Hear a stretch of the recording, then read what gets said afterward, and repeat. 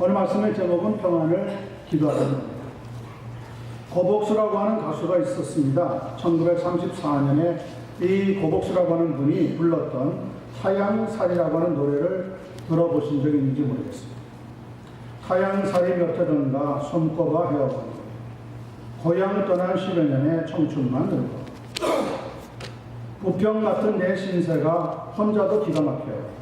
창문 열고 바라보니 하늘은 저쪽. 고향 앞에 버드나무 올봄도 푸르렀만 버들필이 꺾어 불던 그때가 옛날. 타양이나 정이 들면 내 고향 되는 것을 가도 그만 와도 그만 언제나 타양. 식민지 백성의 서러움을 노래로 처연한 음성으로 전달했던 그러한 가사가 기록되어 있습니다. 한국 민족의 지난 시절을 살펴보면 상당히 험난했습니다. 조선 왕조의 쇄국 정책으로 말미암아 속박당하면서 그 어둠에서 벗어나려고 하던 시점에 일본 제국주의의 침략과 약탈로 신음을 해야만 했습니다. 그렇게 나를 빼앗기고 언어를 빼앗겼던 수많은 사람들의 삶의 중심과 또 삶에 살아가는 방향을 잃어버렸기에 피난을 떠났던 사람들이 그렇게 많이 있었다고 합니다. 그렇게 피난 생활을 어렵게 살아가는 사람들 앞에 이 타양살이라고 하는 노래가 들려올 때 하나둘 모이기만 하면 이 노래를 부르면서 한국에 돌아가고 싶은 고국의 하늘을 바라보면서 꺼이꺼이 눈물을 흘렸다고 합니다. 타양살이 몇 해던가.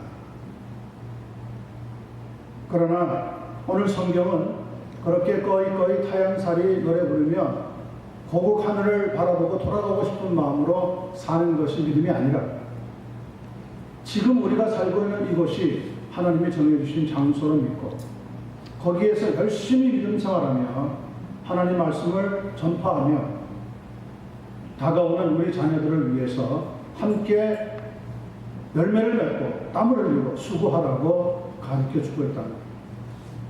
우리의 신금을 올리는 노래긴 하지만 그러나 하나님이 주시는 말씀은 지금 우리가 살고 있는 이곳에 하나님의 뜻이 있다는 것을 분명히 밝혀주고 있습니다. 말씀을 함께 나누면서 우리에게 주시는 큰 은혜가 각자에게 충만하게 임하게 되기를 간절히 축원합니다.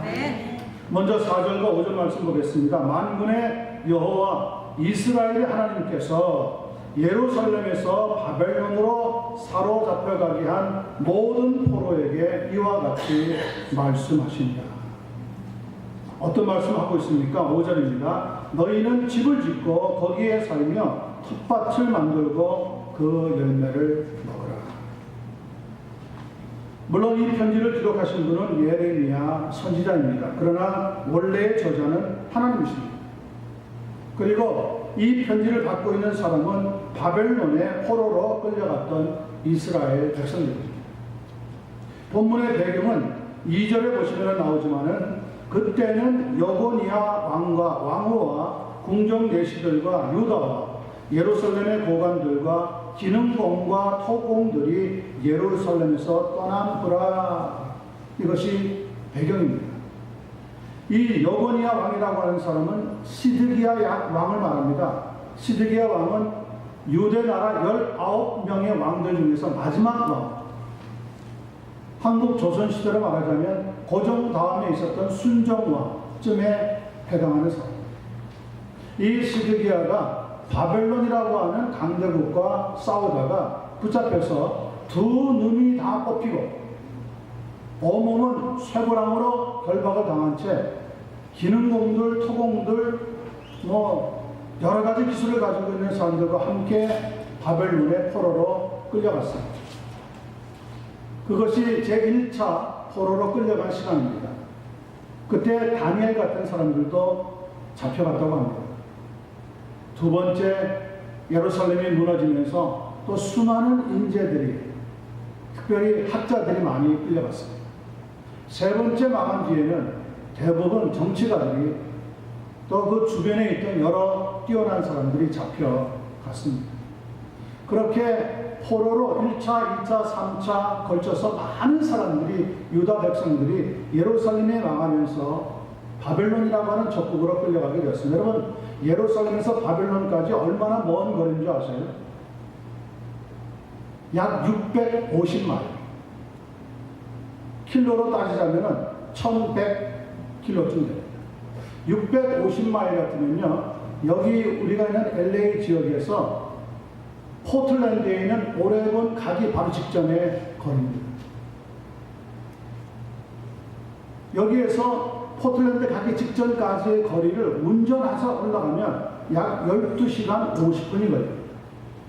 그러니까 천천히 가는 사람은 운전해서만 15시간이 걸리는 그 거리를 이전에는 포로니까 쇠고랑을 메워가지고 걸어서 갈 수밖에 없었어요.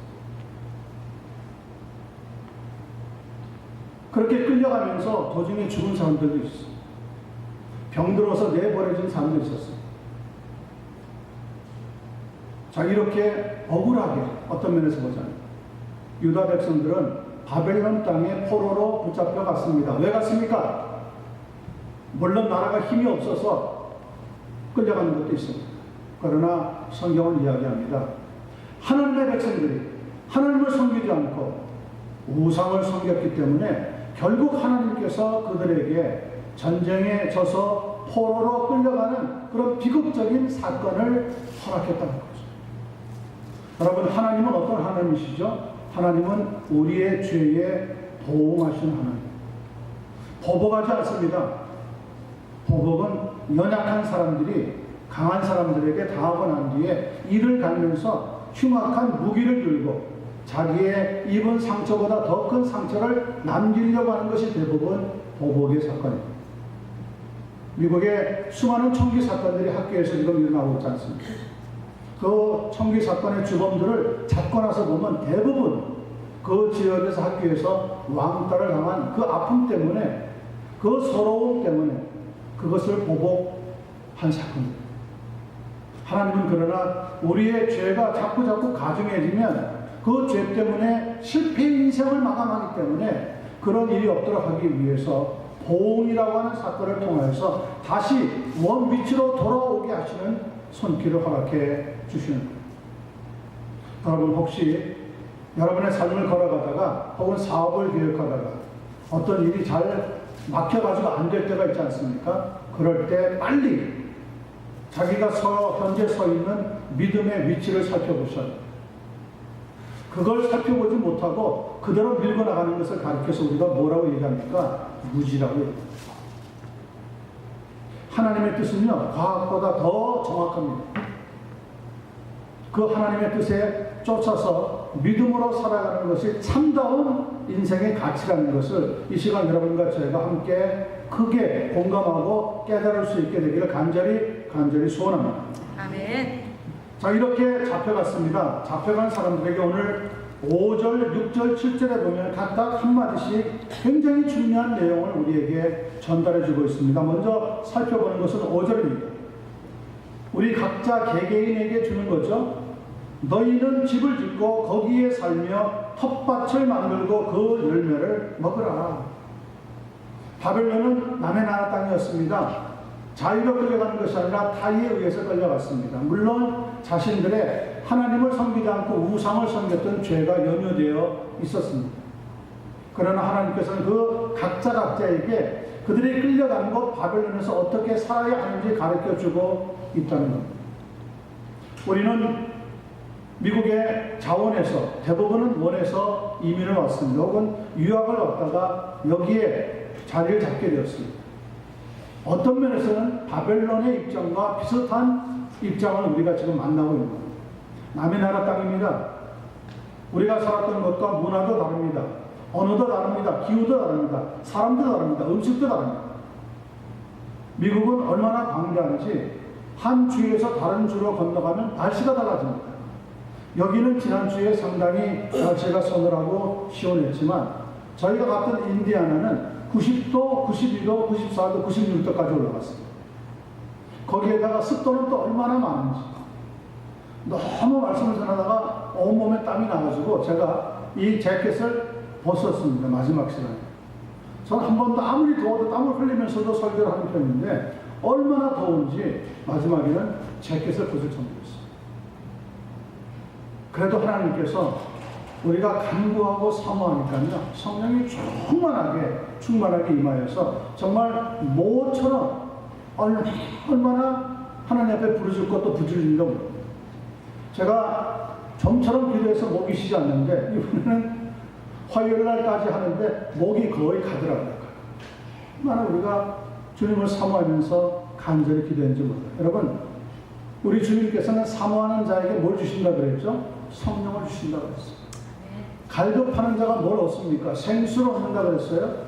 목마른 사슴이 뭘 찾습니까? 마실 물을 찾듯이 우리의 영혼이 하나님을 갈망하면, 하나님을 사모하면 우리에게 성령으로 충만하게 역사해 주시게 되는 겁니다. 이미 여러분 속에 오셔서 내재하고 계시는 성령님께서 여러분이 그 성령을 사모하고 하나님의 음성에 더 귀를 기울이려고 하는 마음을 가질 때에 더 큰 능력과 은혜와 권능으로 충만하게 역사해 주시게 되기를 바랍니다. 그것이 오늘 5절 나오고 있습니다. 너희 개개인이 어떻게 하느냐? 너희는 집을 짓고 바벨론에 갔는데 그 땅이 남의 땅이라고 생각하지 말고 거기에 거주할 생각하면서 집을 지으라는 겁니다. 그리고 거기에 살며 텃밭을 만들고 그 열매를 먹으라. 거기에서 땀을 흘리고 수고하라는 거예요. 유대인들은 예루살렘을 그렇게 사모하고 좋아합니다. 예루살렘을 떠나면 죽는 자입니다. 지금도 전 세계에서 예루살렘을 자기네 나라 수도로 인정해 주기를 원하고 있는 상태입니다. 거기에 미국이 덩달아 춤을 추면서 미국 대사관을 예루살렘으로 옮기는 바람에 온 세계적으로 좀 시끄러워지긴 했지만 하여튼 유대인들은 예루살렘 그러면 그렇게 가고 싶고 그곳이 마치 자기네들의 꿈의 동산같이 생각을 합니다. 언제 우리가 예루살렘으로 돌아갈까? 포로로 끌려와서 5년, 10년 지나고 나니까 막 예루살렘이 눈에 삼삼한 거예요.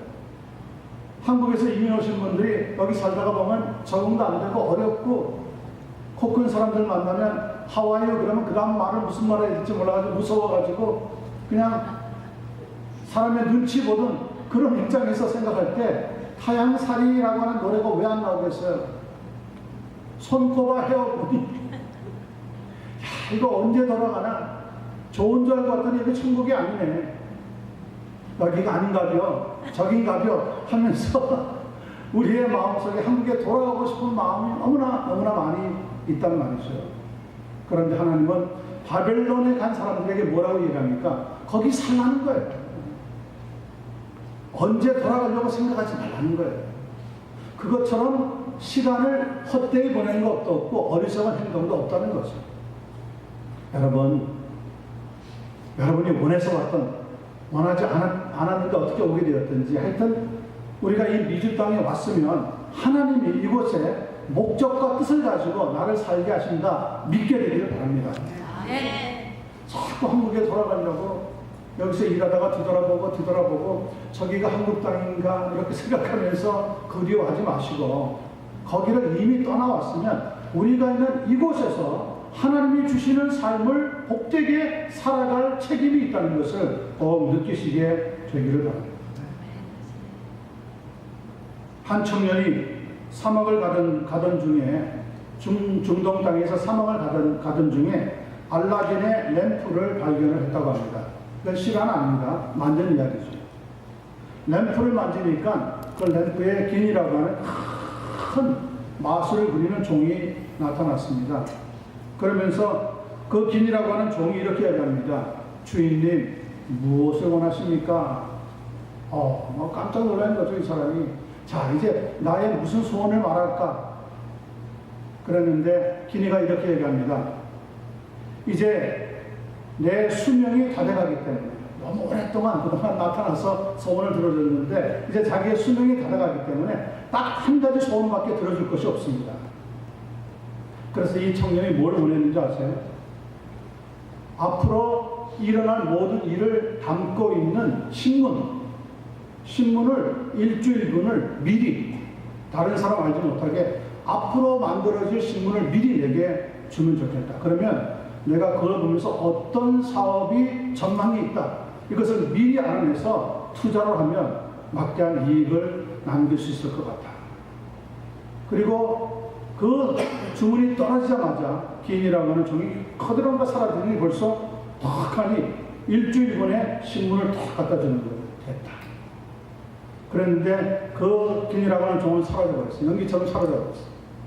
그리고 그 신문을 차곡차곡 들여다보면서 어떤 사업이 전망이 있는가 보는데 한 장, 두 장, 세 장 넘겨나가는데 마지막 7째 되는 분의 신문에 딱 보니까 거기에 부고라고 적어놨는데 자기 이름이 들어있다. 자, 지금 이 청년은 무엇을 좀 잃어버리고 있는 거죠?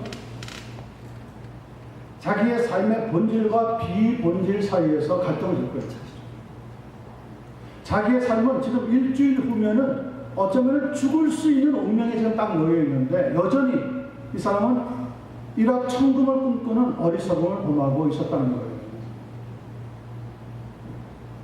이스라엘 백성들이 그랬습니다.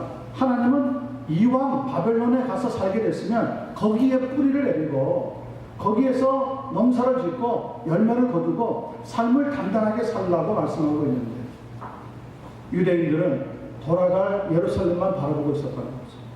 언제 돌아가나 언제 돌아가나. 그런데 여러분이 아시는 것처럼 포로 생활이 몇 년 갔습니까? 10년 간 것도 아니고 20년도 간 것도 아니고 무려 70년을 갔어요. 그 말은 무슨 말이죠? 30살에 끌려온 사람은 70년 후에 이미 세상을 떠났다는 거예요. 30살이 왔는데 언제 고향에 가나 하다가 세상을 떠났다는 거 밟아보지도 못하고 그냥 10살에 끌려왔던 아이도 벌써 몇 살이 된 겁니까? 70년 후에는 87이 돼버린 거예요. 그러면 남의 나라 땅이다 하고 살았던 사람들은 87이 된 뒤에 자기의 삶을 돌아왔을 때 얼마나 어리석은 삶을 산 거냐는 거죠. 성도는 꿈꾸면서 사는 것이 아니라 현실을 사는 거예요. 현실을. 믿음은 현실과 부딪히는 일이에요. 그런데 많은 사람들은 헛된 꿈을 망상을 꾸고 있습니다. 하나님께서는 우리 각자 개개인에게 현실을 보라는 거예요. 그리고 그 현실의 믿음으로 충실한 사람이 되어달라고 부탁을 하고 있다는 거죠. 알라딘 램프 같은 기발난, 일확천금과 같은 일어나지 않은 사건 같은 것만 바라보면서 살지 말고 현실에서 충실하는 믿음으로 하루하루를 견실한 삶을 살아가 달라고 부탁을 하고 있다는 겁니다. 그런 견실한 삶이 여러분과 제게 꼭 깨닫게 되어져서 우리의 삶을 헛되게 보내지 아니하고 하나님 말씀으로 승리할 수 있는 한 분 한 분 되시기를 예수님의 이름으로 간절히 축원합니다. 네. 자, 두 번째 보겠습니다. 6절입니다. 아내를 맞이하여 자녀를 낳으며, 지금은 첫 번째 5절에서는 개개인에게 주신 말씀이라면 6절에서는 가정적으로 주시고 있는 말씀입니다. 아내를 맞이하여 자녀를 낳으며 가정을 이루라는 거죠. 너희 아들이 아내를 맞이하며 너희 딸이 남편을 맞아, 우리만 아니라 우리의 자녀들, 우리의 다음 자손들도 그 땅에서 뿌리를 내릴 수 있는 삶을 살아가라고 이야기하고 있습니다. 너희 딸이 남편을 맞아 그들로 자녀를 낳게 하여 너희가 거기에서 번성하고 줄어들지 아니하게 하라. 여러분, 우리가 이 땅에 사는 이유가 무엇입니까? 우리 자녀들이 이 땅에 더욱 든든하게 뿌리를 내리고 이 땅의 주역으로 살아갔으면 하는 바람이 있기 때문에 고생하고 수고하는 것 아니겠어요? 저희는 물론 미국에 이민 올 때 70년대 초에 오게 되었는데 한 번도 아버님이 저희들한테 너희들 미국 가고 싶냐? 우리 미국 가볼까? 이야기해 준 적이 없어요. 어느 날 느닷없이 가게 되었다는 거예요. 그런데 저는 이민 간다고 하는 이야기를 들었는데 두려우면서도 얼마나 좋은지 몰랐어요. 그렇게 해서 아버님과 함께 손을 잡고 미국으로 건너왔어요. 미국에 건너와서 참 고생이 참 많았죠.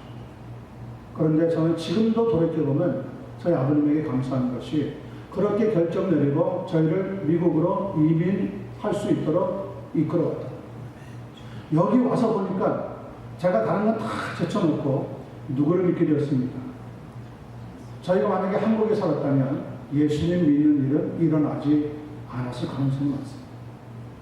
여기 오니까 그런데 예수님을 믿게 되는 역사가 있었어요. 제가 대학교 마치기 직전에 예수님을 믿게 되었는데 예수님 믿었을 때 그 기쁨, 그 새로운 즐거움, 교회를 나가서 하나님을 섬긴다고 하는 그 놀라운 용기, 힘, 이런 것들이 이민 생활을 넉넉하게 이길 수 있도록 역사해 주셨습니다. 우리의 자녀들도 우리 부모님 따라서 이곳에 오고 태어나기도 하고 또 우리 자녀야 자녀들이 태어날지 모르겠지만 그 모두가 다 하나님의 능력의 손길 속에 있다는 것을 굳게 믿으시면서 우리 자녀들과 함께 이 땅에 뿌리를 내릴 수 있는 그런 가정 만들게 되기를 예수님의 이름으로 간절히 축원합니다. 아멘.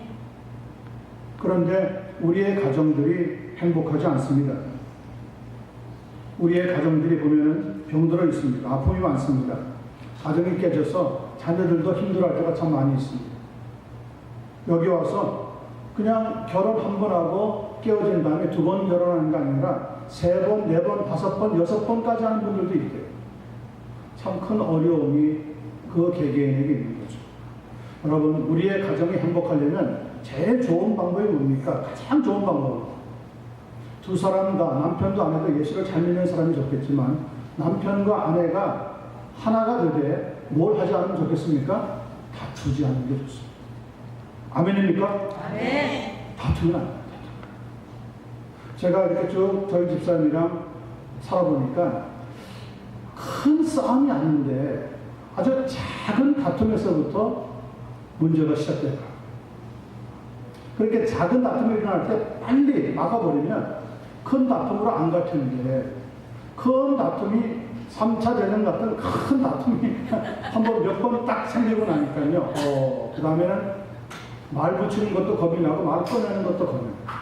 그래서 이건 하나님 주신 지혜는 작은 다툼이 있을 때 빨리 거기에서 해피엔딩으로 결론을 내려야 되겠다 이런 생각을 자꾸 갖게 되어졌습니다. 여러분의 가정에도 혹은 아빠와 엄마 혹은 남편과 아내 혹은 부모와 자녀가 있으면 작은 다툼이 있을 때 거기에서 스탑하고 그 문제를 통해서 서로의 어려움을 다듬어 줄 수 있는, 보듬어 줄 수 있는 그런 은혜의 역사가 되기를 간절히 소원합니다. 네. 서울 처녀와 경상도 총각이 결혼했답니다. 그 두 사람이 살다 보니까 이런저런 부딪힘이 있는 거죠. 그런데 이 조그마한 부딪힘이 어디에서부터 시작이 됐냐면 하루는 이 국수를 끓여서 먹으면서 다툼이 시작이 됐답니다. 서울 처녀는 이 누르는 국수라고 우기고 경상도 총각은 국수가 아니라 국시라고 주장했던 거죠. 한참 다투다가 옆집에 살고 있는 국문학자를 찾아갔답니다. 그래서 그렇게 물어봤다는 거죠. 국수와 국시가 다른 겁니까? 국문학자가 네. 이 경상도 남자분이 깜짝 놀랐습니다. 아니 그래요? 뭐가 다르죠? 그러니까 이렇게 얘기하더랍니다. 국수는 밀가루로 만드는 것이고 국시는 밀가루로 만드는 것입니다. 그러니까 이 서울 처녀가 거기에 또 반문합니다. 그래요? 그럼 밀가루와 밀가루는 어떤 차이가 있습니까? 그랬더니 국문학자가 밀가루는 봉지에 담는 것이고 밀가루는 봉다리에 담는 겁니다. 그렇군요. 그렇다면 봉지와 봉다리는 어떻게 다릅니까? 봉지는 가게에서 파는 것이고 봉다리는 전방에서 파는 것입니다. 이야기가 자꾸 길어지는 거죠. 두 사람은 점점 초조해집니다. 아니 그럼 가게와 전방은 어떻게 다른가요? 가게는 아주머니가 있고 전방은 아줌매가 있습니다. 두 사람이 가슴을 칩니다. 우와, 아주머니와 아줌매는 그럼 무엇이 다릅니까?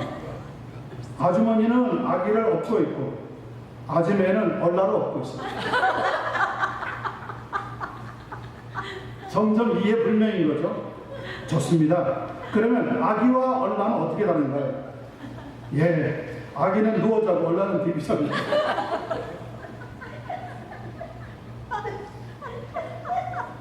나중에 아이는 커서 아버지가 되었고 얼라는 커서 아버지가 되었다. 아버지는 국수 가게 사장이 되었고요. 아버지는 국시 전방 주인이 되었다는. 아니 그 말이 그 말인데 표준말과 사투리를 쓰느냐 그 차이인데 그것이 부부 사이에 다툼이 되고 갈등이 되고 자기네들의 문제가 드러나는 일들이 생겼다는 거죠. 여러분 보세요. 우리는 웃어넘길 수 있는 일인데 두 사람은 심각하게 싸웠어요. 밤새도록 싸웠어요. 오늘 우리의 싸움이 그렇습니다. 목회자와 성도의 싸움도 별거 아닙니다. 성도와 성도 간의 갈등도 살펴보면 별거 아닙니다. 얼마든지 이해할 수 있는 겁니다. 그런데 우리가 갈등을 느끼고 다투기 시작하잖아요. 그러면 재빨리 누가 개입해서 문제를 크게 확대시키려면 마귀가 확대시켜요. 그때 빨리 성령이 충만한 분, 말씀이 충만한 분, 지혜가 충만한 분은 어떻게 하면 됩니까? 오케이, 거기까지. 거기까지. 더 이상 나가지 맙시다. 거기까지. 국수는 어떻고 국심은 어떻습니까? 먹으면 되지. 네? 젓가락이면 어떻고 저거는 어때요? 거기서 그만. 그런데 우리는 그거 가지고 막 핏대 올리고 막 틀렸다고 막 공격하고 그러다 보니까 작은 말다툼이 큰 싸움이 되어버리는 거예요. 예수 믿는 성도들은 성령님 안에서 그런 갈등과 다툼을 깨끗하게 없애고 나 자신이 여기에서 싸하자라고 마음 먹고 하나님의 뜻을 더 깊이 생각할 수 있는 은혜가 주어지게 되기를 간절히 소원합니다. 아멘. 아내를 맞이하여 자녀를 낳아라. 가정을 아름답게 꾸며나가는 거죠. 아들은 또 딸은 서로 아내를 맞고 또 신랑을 맞을 수 있도록 부모님들이 믿음으로 주선하는 그러한 가정을 열어라. 그렇습니다. 가정이 건실하면 우리 사회가 건실해집니다. 사회가 건실하면 나라가 건실해집니다. 국가적으로 문제가 생기면 저는 이렇게 생각합니다. 항상 교회가 기도하지 않은 문제가 있다. 그렇습니다. 종교가 부패되면 국가가 어렵습니다. 국민들이 어려워서 나라가 어려워서 쩔쩔맬 때 그래도 소망을 찾을 수 있는 것이 어디가 되어야 됩니까? 교회가 될 수 있어야 되지 않겠습니까? 그런데 교회 가는데 문턱이 높습니다. 교회 들어가는데 아무나 못 들어갑니다. 제한합니다. 누구누구만 들어오십시오. 그런 한계 속에서 우리의 삶은 어려워질 수밖에 없는 거죠. 성령께서 오시면 그러나 우리가 하나님의 가정을 이루게 되어지고 거기에서 서로 번성하고 줄어들지 않는 생육의 축복을 더하여 주시게 되는 줄로 믿습니다. 네. 여러분 자녀들을 위해서 많이 기도하시되 그들이 꼭 믿음의 가정을 이룰 수 있도록 기도해 주시기 바랍니다. 아무리 훌륭한 남편, 아무리 멋있는 아내를 맞이해도 그들이 건실한 가정을 이루지 못한다면 그것이 어떻게 축복이 되겠어요? 아픔이 되지. 우리의 자녀들, 우리의 다음 세대가 하나님의 말씀 위에 든든하게 믿음의 가정으로 세워져 나갈 수 있는 역사가 있기를 간절히 기도합니다. 네. 하나님께서도 우리에게 그렇게 살아가라고 부탁을 하고 있는데 오늘 여러분의 가정에 주신 자녀들이 믿음으로 아름답게 자라가서 반드시 이 땅에 중요한 역할을 감당하고 영향력을 끼칠 수 있는 그런 자녀를 될 수 있게 되기를 간절히 소원합니다. 7절 보겠습니다. 너희는 내가 사로잡혀가게 한 그 성읍의 평안을 구하고 포로로 사로잡혀가게 하신 분이 하나님이시라는 거예요. 전능하신 하나님께서 포로로 사로잡혀가게 했을 때는 거기에 목적이 있지 않겠습니까? 그런데 이스라엘 백성들은 유대인들은 바벨론 땅에 포로로 잡혀가서 하나님을 한없이 원망했습니다. 하나님, 어째 우리한테 이렇게 할 수 있습니까? 하나님 정말 이러실 거예요. 이게 벌써 40년 지나갔는데도 변화가 없습니다. 이렇게 살아야 되겠습니까? 우리 자녀들은 언제 우리 고국에 보내어서 거기에서 살 수가 있겠습니까? 불평이 터져나오는 거죠. 하나님은 뭐라고 얘기합니까? 내가 너희로 사로잡혀가게 한 그 땅이다. 여러분, 미국에 이민 왔습니다. 여기에 지금 캘리포니아에 살고 있습니다. 내가 결정해서 한 것 같죠? 아니요. 모든 삶의 배경에는 누가 역사하고 있습니까? 하나님이 하시고 있다는 거예요. 아멘. 그러면 이 땅에 와서 잘 살든지 못 살든지 우리가 한 가지 간구해야 되는 게 뭡니까? 하나님, 우리의 삶을 믿음으로 넉넉하게 살아갈 수 있는 힘을 더하여 주시옵소서. 아멘. 그렇게 기도하면서 나아가면 하나님께서는 반드시 우리의 삶을 복된 길로 인도하여 주시게 될 줄로 믿습니다. 아멘. 그런데 우리에게서는 잠시도 뭐가 그치지 않죠? 불평이 그치지 않습니다. 원망이 그치지 않습니다. Just because of you. 어려운 삶을 살다 보면 서로 손가락질하고 참 어려움이 더 커지게 되는 거죠. 저는 우리 성도님들이 마음이 넉넉하게 하나님이 나와 함께 하십니다. 예수님께서도 말씀하셨지 않습니까? 마태복음 28장 20절은 내가 세상 끝날까지 너희와 항상 함께 있으리라. 그 하나님이 우리와 함께 하시는데 우리의 입에서 이제는 불평을 거둘 때가 됐죠. 원망을 수답할 때가 됐죠. 내가 어떤 직장에 들어갔습니까? 물론 내가 노력해서 들어간 것도 있을 겁니다. 우리 자녀들이 졸업을 마치고 나서 새로운 직장을 얻었습니까? 물론 자기가 똑똑해서 들어가는 것도 있을 겁니다. 그러나 저는 한 걸음 더 나아가서 그 모든 과정을 하나님께서 지켜주시고 인도하고 있다고 분명히 믿습니다. 아멘. 돌아가신 것이 어떤 것이든지 하나님 앞에서 섬기듯이 충성해 보시기 바랍니다. 거기에서 신실해 보시기 바랍니다. 하나님께서 분명히 돕는 손길을 허락해 주시게 될 줄로 확신합니다. 아멘. 자, 사로잡혀가게 한 그 성읍의 평안을 구하고 그를 위하여 여호와께 뭐 하라고요? 기도하라. 이는 그 성읍이 평안함으로 너희도 평안할 것이다. 우리 성도들이 이 땅을 살아가는데 성경은 우리에게 순례자라고 하는 이름을 붙이고 있습니다. 필그림이라는 거예요. 순례자라고 하는 것은 일종의 여행자와 같은데 그러나 여행자와 순례자는 한 가지 차이가 있습니다. 여행자는 움직이면서 나가기는 나가는데 목적지가 없습니다. 오늘은 이곳 저곳 내일은 저곳 하면서 계속 여행을 하는 거예요. 그런데 순례자는 어느 한 곳에서 출발해서 여러 곳을 거치긴 하지만 무엇이 있습니까? 목적지가 있습니다. 여러분과 저의 순례의 목적지, 최종 목적지는 어디입니까? 하나님의 나라에 들어가는 겁니다. 그 나라에 들어갈 때까지 우리가 해야 되는 일이 무엇입니까? 우리가 살고 있는 것을 위해서 평강이 있기를 기도해요. 물론 지금 미국에 있는 트럼프 대통령이 마음에 안 드는 분들이 많이 있습니다. 반대하는 사람들도 있습니다. 성경은 그런데 이야기합니다. 이 땅의 위정자를 위해서 기도하라는 거예요. 그 사람이 내가 좋든 말든 그 사람을 미워하든 싫어하든 그 대통령이 하나님의 일을 감당해 나갈 수 있도록 기도하는 거예요. 그 사람이 서로 독재자라고 하더라도 그 사람이 하나님의 뜻을 진행해 나갈 수 있도록 기도하는 거예요. 그 사람이 나쁜 전쟁을 일으키면 우리에게 큰 어려움이 닥칠 수밖에 없잖아요. 우리 자녀들도 그 영향을 받을 수밖에 없어요. 그러나 독한 독재자라고 하더라도 하나님의 뜻을 움직여서 그의 삶이 걸어가는 것을 인도해 나가신다면 우리에게 평안을 주시지 않겠냐는 거죠. 6월 12일에 지금 북한의 정상과 미국의 정상이 만나는, 싱가포르에서 만나는 그런 회의가 곧 시작이 됩니다. 아마 그날 열릴 것 같아요. 트럼프 대통령도 지금 몇 번이나 6월 12일 날 열릴 것 같다고 이야기하고 있습니다. 중요한 것은 정상회담이 열리든지 그 회담을 12시간, 24시간 계속하든지 그런 시간적인 것보다 가장 중요한 것은 그 회담을 하나님께서 이끌어 주셔서 이 땅에 전쟁이 없는 그런 세상을 만들어 달라고 기도하셔야 됩니다.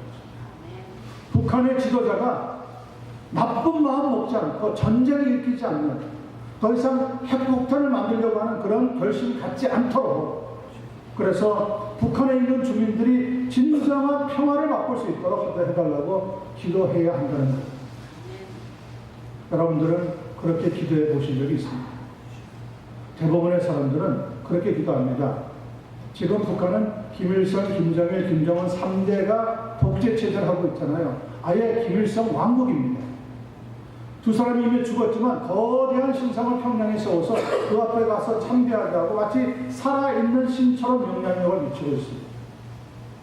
이전에 그들이 살아있을 때 남쪽에 있는 많은 사람들이 어떻게 기도했습니까? 빨리 저 사람들이 죽었으면 좋겠다. 어떤 사람은요, 날짜를 정해놓고 기도했대요. 몇 년, 몇 월, 며칠에 죽게 해주시옵소서. 성경은 이야기합니다. 그건 성경적이 아니랍니다.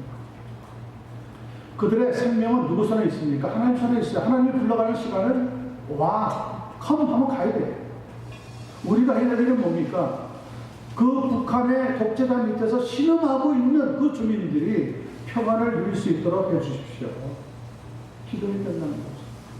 그러기 위해서는 김일성이든 김정일이든 김정은이든 하나님 앞에 악한 생각 갖지 못하도록 해달라고 기도하는 책임이 우리에게 있다.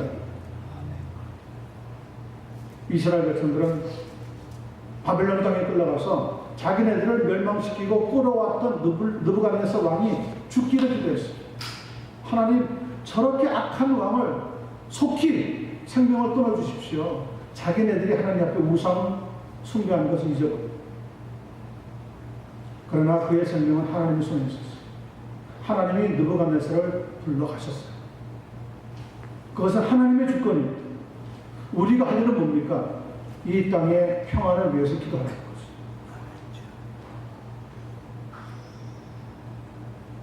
하나님의 말씀을 우리가 꽉 붙잡고 여러분과 저도 기도하는 사명이 있다는 것. 특별히 이 미국의 위정자들을 위해서, 미국에 살고 있는 우리 미국 사람들과 우리 한인들 위해서, 다른 나라에서 모든 이주민들을 위해서 그들이 참 평화를 누릴 수 있도록 기도해 주시기 바랍니다. 그 평화는 누구만 줄 수 있습니까? 우리 주님께서 말씀하셨습니다. 내가 너희에게 평안을 끼치노니 내가 주는 평안은 세상이 주는 것과 같이 아니하니라. 평화의 왕으로 오신 예수 그리스도만이 우리에게 주실 수 있습니다. 그 주님 예수님의 능력을 붙잡고 이름을 붙잡고 기도하시면서 이 땅에 평강의 역사가 일어나서 전쟁이 멈추고 믿음으로 새롭게 교회가 부흥하고 미국이 다시 한번 일어서고 전 세계에 하나님의 복음이 힘차게 전파될 수 있는 일이 일어나도록 같이 기도해 줄 수 있게 되기를 간절히 소원합니다. 그런 은혜와 능력이 여러분과 제게 임하기를 예수님의 이름으로 간절히 축원합니다. 기도하겠습니다. 우리 하나님